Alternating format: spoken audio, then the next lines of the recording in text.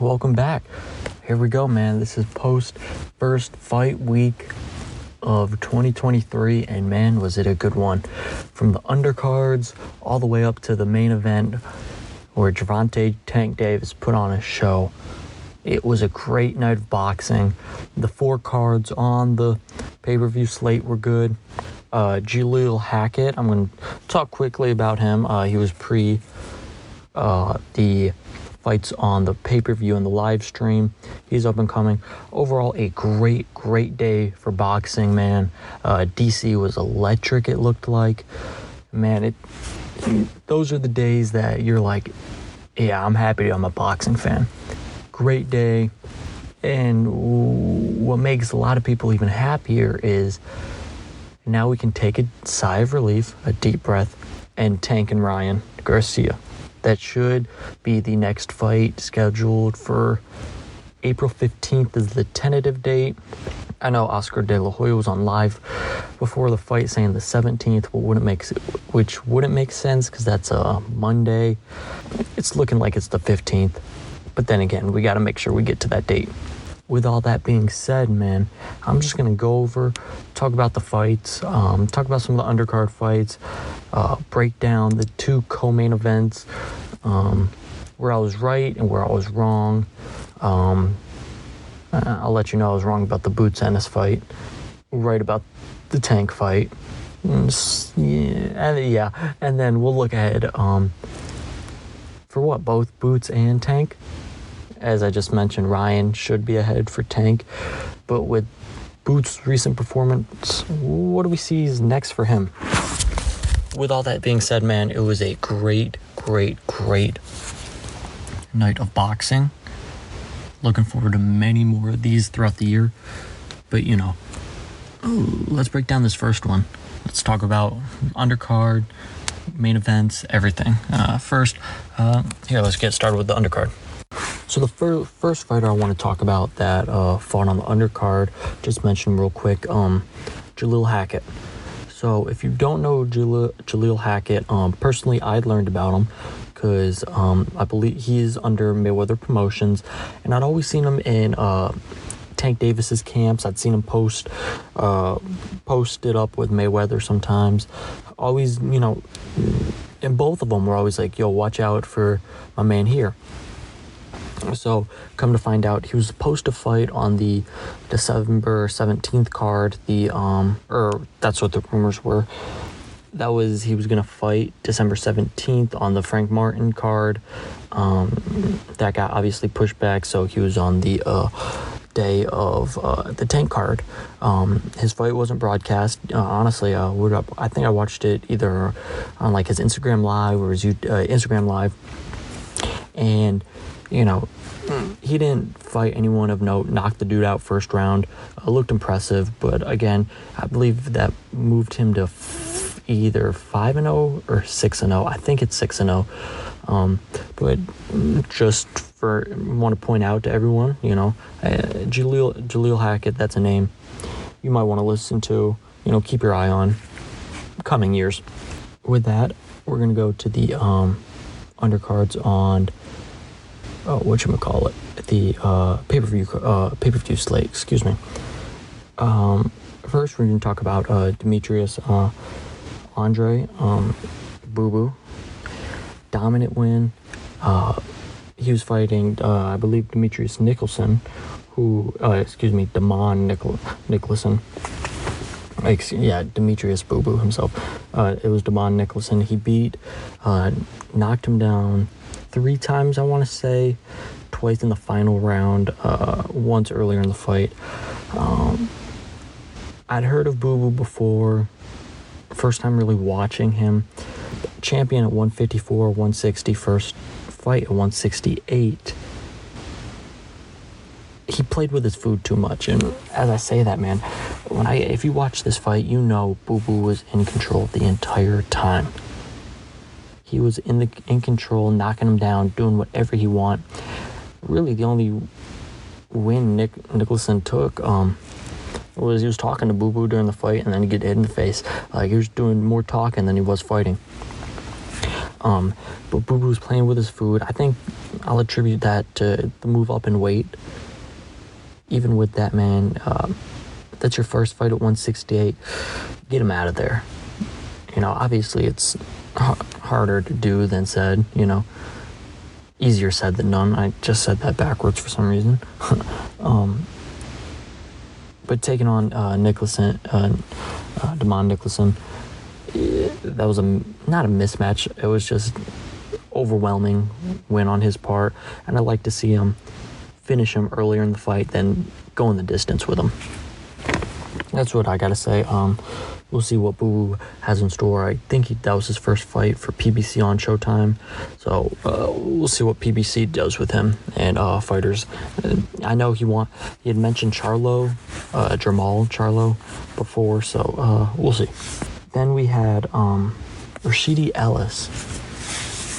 He was fighting Romain Villa,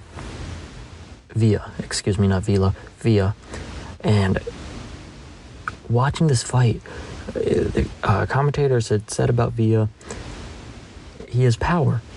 And Rashidi Ellis, the first 6 rounds, dominated. First 5 rounds on every judge's scorecards, he won. Right? Comes 6th round, he's kind of tiring out. But that's it. Ellis, he has the speed, and it looks like, okay, he can kind of put it in cruise control. He's not going to be as speedy as he was, but he's still going to be effective. But come these later rounds, man, you could tell Villa was just getting whatever he was wanting, using his jab more, teeing off on him. And then finally that cultivated, in the last round, knocking down Ellis twice and getting the win. That is Villa. It's a great majority decision victory because it really looked like these first 5-6 rounds, he couldn't compete. Ellis was just speedy, really limiting Villa's offense. But finally, he was tiring himself out, and Romain got what he wanted.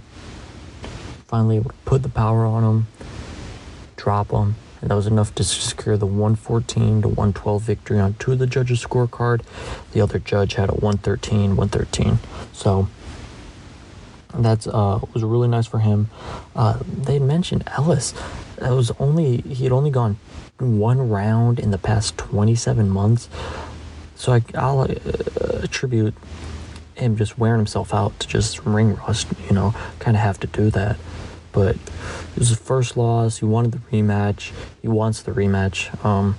He was talking to Boots a little bit crazy in the pre-fight press conference.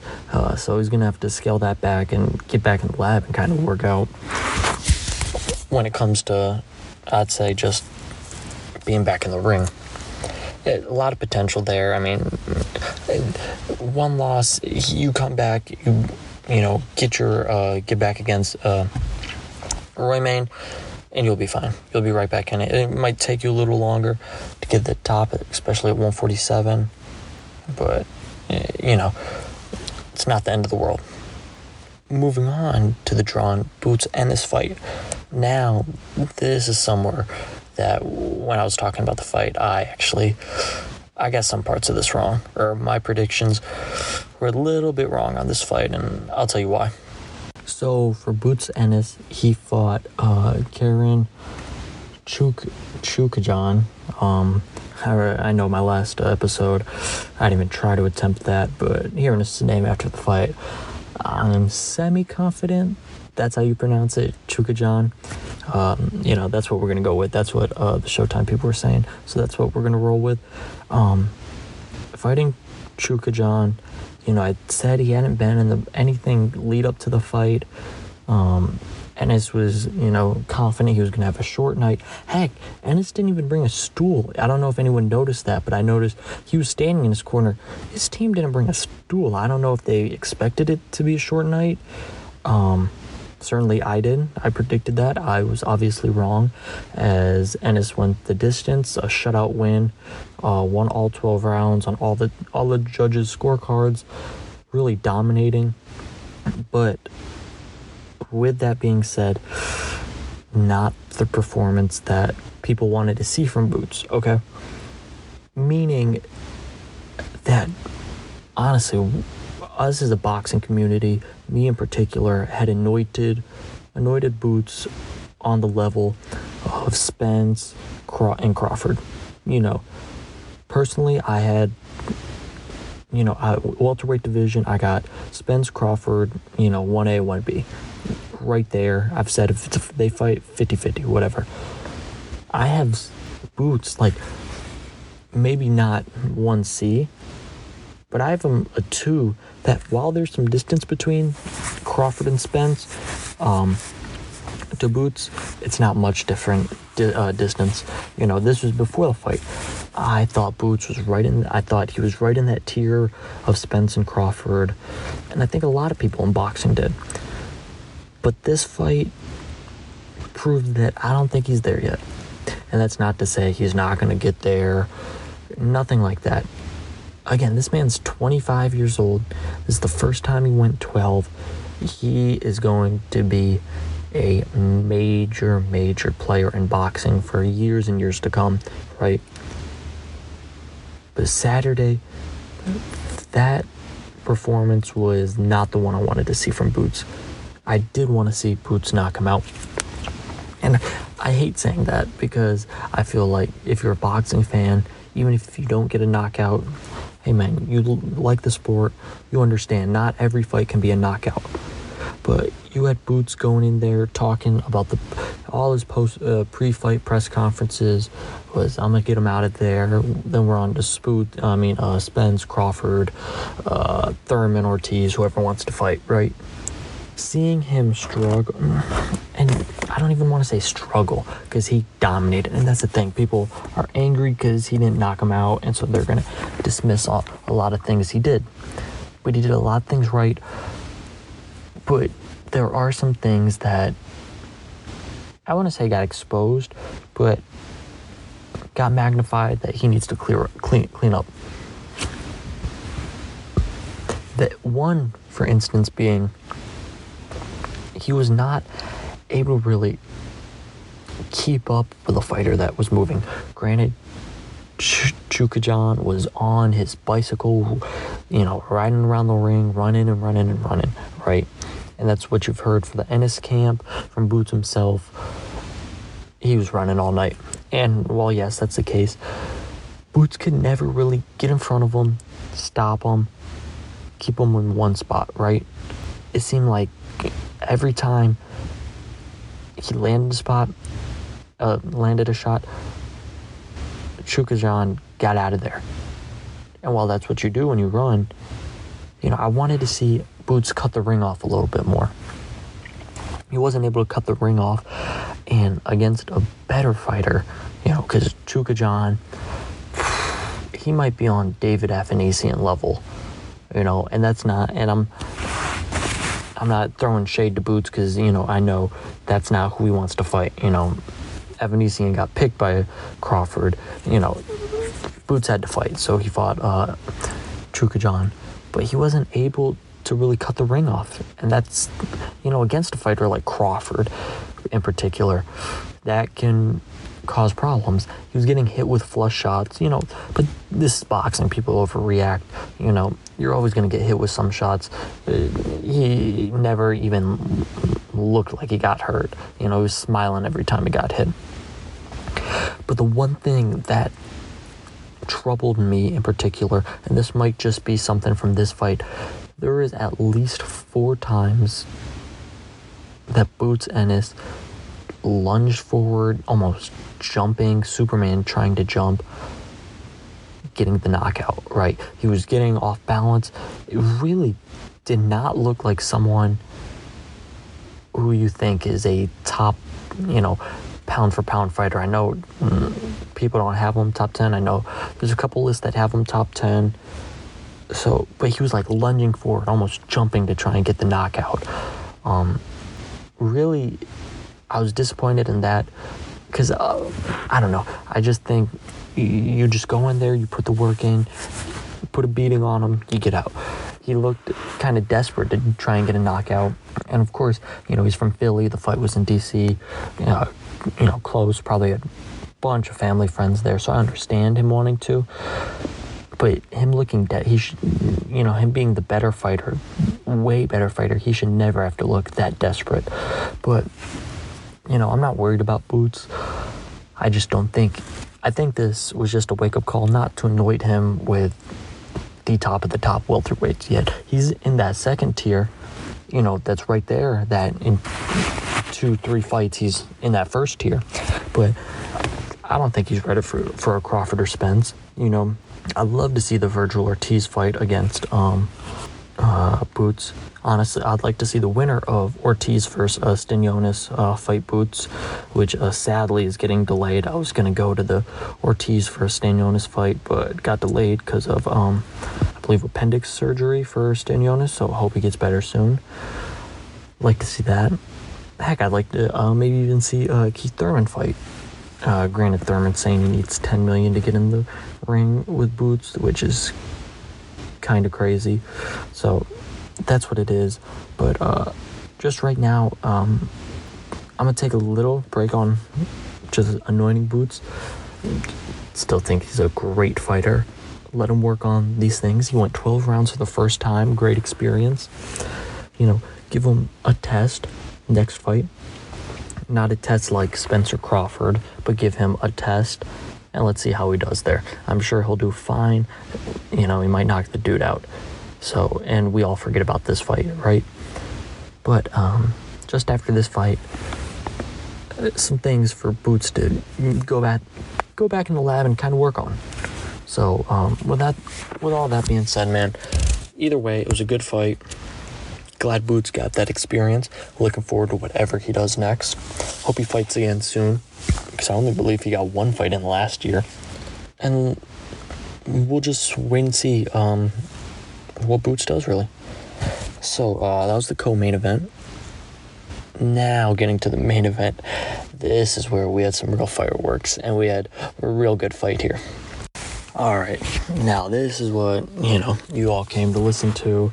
What I love talking about. Gervonta Tank Davis takes care of business against Hector Luis Garcia. Officially, I think it was announced round 9 TKO, because even though it was in round 8, technically that he hurt him, he didn't come out for round 9. I don't know, but officially in the scores, it's going to be round 9. What a fight from Tank. I think this is one of his cleaner performances. I won't say this is one of his best fights he's had in terms of like opponent and stuff. I think this was a clean fight from Tank, and we kind of saw it off. So going into this fight against Hector Luis Garcia, we knew, this was a southpaw. Tank even said in the post-fight interview, it's not that big a fan of southpaws. Training camp, he said he got a black eye because he just doesn't know how to kind of lean in, gets hit with maybe a shoulder. So we knew that for Tank, it was going to be interesting to see how he attacks. And like we've seen in other Tank fights, he took his time, collected data. First 3 rounds, really boring rounds. Those were rounds you're thinking, dang, man, Tank might be giving these rounds away. I think on a couple scoreboards for the judges, they gave Garcia the first round. That was it, right? He did just enough next 2 rounds to win on the scorecards, right? But come middle of round 4, Tank started turning it up, throwing a little bit more, connecting more. By the end of the night, he landed so many more power punches and jabs compared to Garcia. Honestly, he was just outworking Garcia. Yeah, come that 4th round, it seemed like Tank was like, all right, now I know what I'm doing here. Garcia was standing in the pocket a little bit more, trying to go toe-to-toe, I guess, with Tank, shot for shot. Not a good thing to do. Props to Garcia, man. I didn't think he was going to go down. He showed a great chin throughout the fight. And really until that 8th round, back end of the 8th, I was like, oh, Tank's going to just win this unanimous decision. He's got this. Hector Garcia didn't show any signs of, being hurt or anything.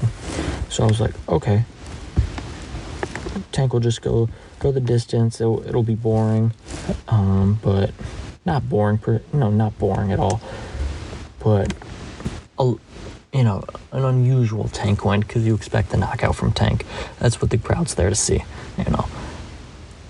But come that 8th round, after Meek Mill and Gary Russell Jr. get into it, which still doesn't make sense to me. I think Meek was saying something like he was telling Gary Russell,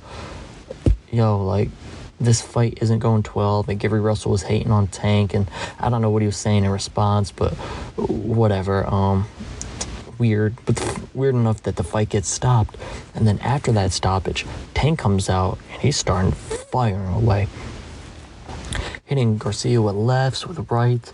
Finally, with about 30 seconds left, hits him with a shot, and you see Garcia's knees buckle. The camera angle, I thought he had maybe put his glove down.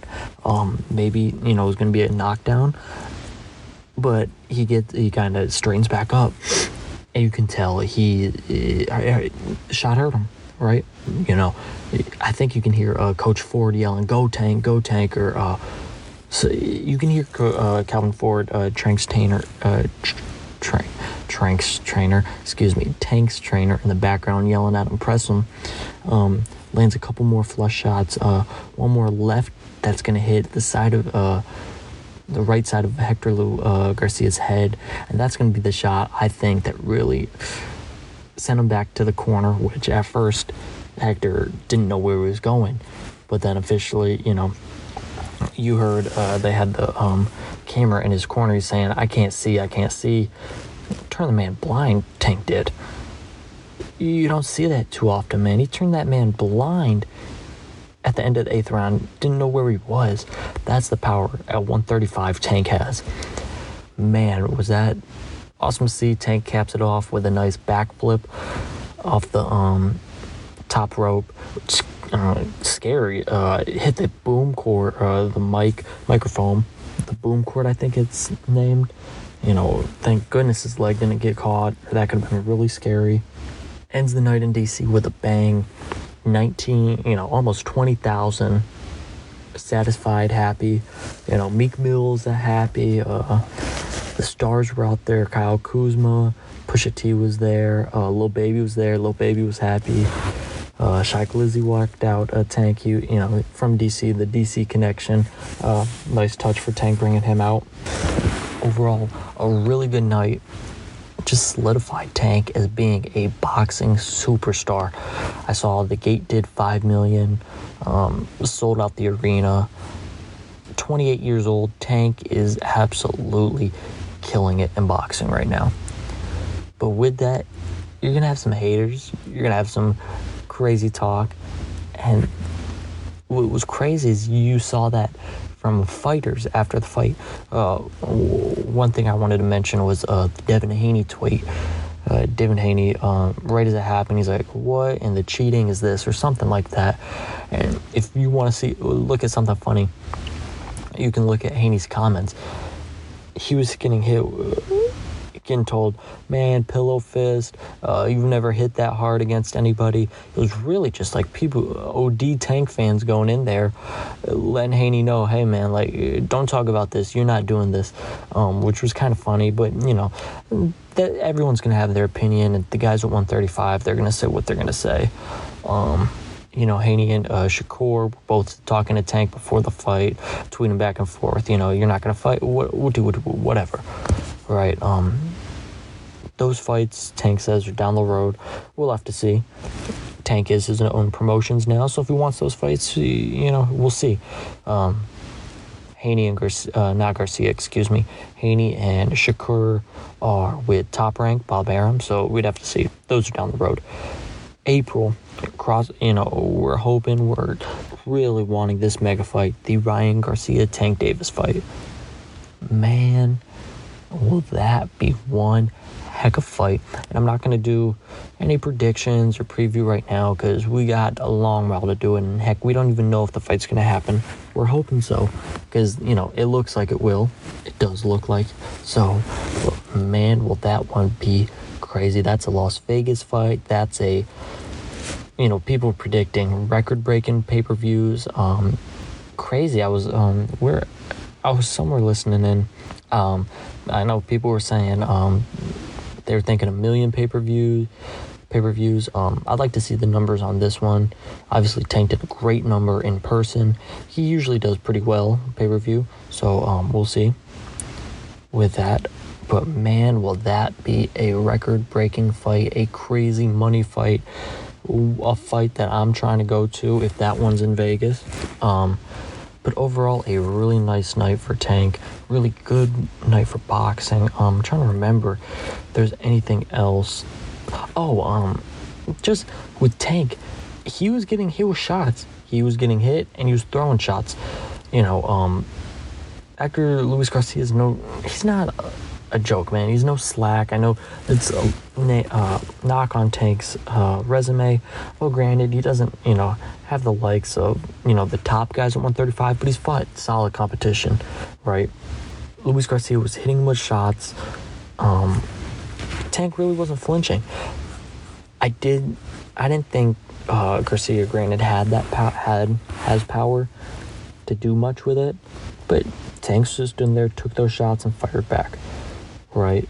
But with him taking shots, he had some great defensive moves, some great ring IQ that, we overlook watching Tank because we want that knockout.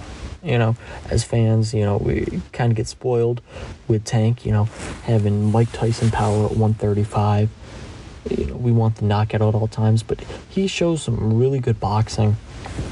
And that's why I think this was his cleanest fight in a while, because we saw him download that data like his former promoter, Floyd Mayweather.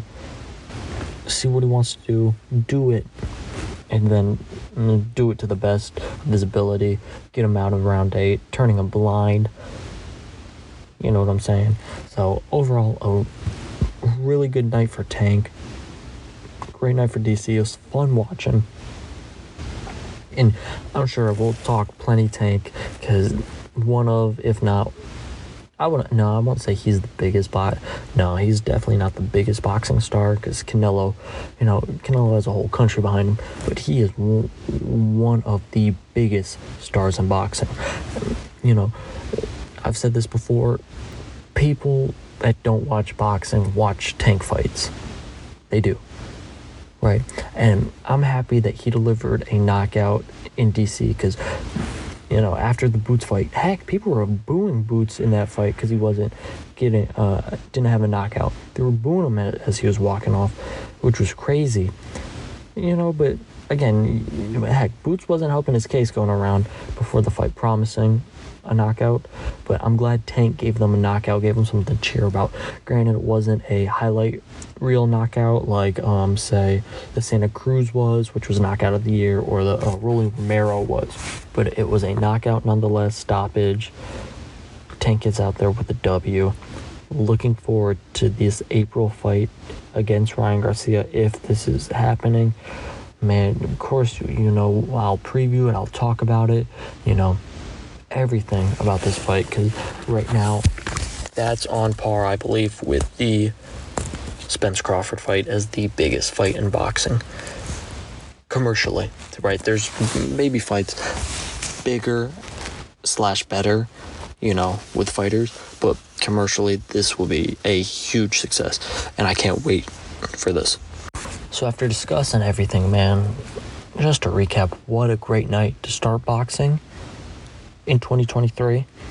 Fun watching, one of the best fighters in the world do it. One of the best upcoming fighters in the world, get some rounds in. That's the thing. You always love to see fighters fight again. You always love to see fighters fight, and that's what we got Saturday night. So, really happy about all of that. Happy about the future, man. It's going to be a good 2023, I think, in boxing. I'm looking forward to it. I'm looking forward to talking about it. I'm looking forward to everything about it, man. We can get some really good matchups, some of the best boxing fights, we've probably got in a long time. And I'm ready for it here in 2023. So, with all that being said, I appreciate y'all for listening. I hope you guys enjoyed the fights on Saturday. I'm trying to think about what else is there coming up. The Charlo fight got delayed, which sad. I was really happy, really excited to watch Tramel take on Tim Tszyu. Defend the undisputed at 154. Really excited to talk about that. Like Charlo. And Tzew's a really good fighter, so I thought that was going to be a really good fight. I still think that's going to be a really good fight, but at a later date. I'm just trying to think off the dome what other fights. I know Golden Boy has something lined up for the 28th, I want to say. So we'll see who's fighting then. I know Adrian Broner makes his return in February. We might talk about some AB. Someone's always fighting. Something's always happening in boxing. We'll figure it out. I know Devin Haney, he tweeted something. He wants to fight in March, but Top Rank is talking about May maybe, because they want Lomachenko a fight before their fight. A lot of things going on. We know it's a lot of boxing politics, and now with the holiday season really kind of wrapping up, we're going to get more info. So even if there really aren't any fights, expect me to come on, just talk about what's happening in the boxing world, providing updates. With that being said, I'm hoping we get as many fights as we can to discuss, because that's what I really like doing, watching and talking fights. So with all that being said, man, I appreciate everyone for tuning in, listening. Hope you all had a great fight weekend. Hoping we have some great ones coming up. And thank you for listening to this episode of the Never Drop Podcast. With all that being said, I think I've said that too many times. Yeah, but if you're listening this far, I appreciate you. Peace.